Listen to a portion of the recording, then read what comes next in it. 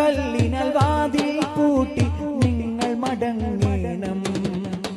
മുത്തമിടാനായി ചുവരുകൾ എന്നെ കെട്ടിപ്പുണരേണം.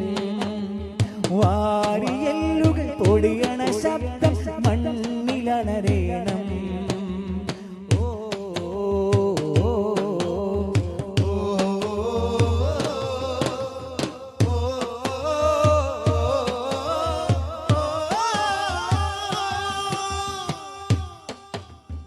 അതിഥികളായൊരു മുൻകർണകീറിനെ അതവിൽ സൽക്കരിക്കണം.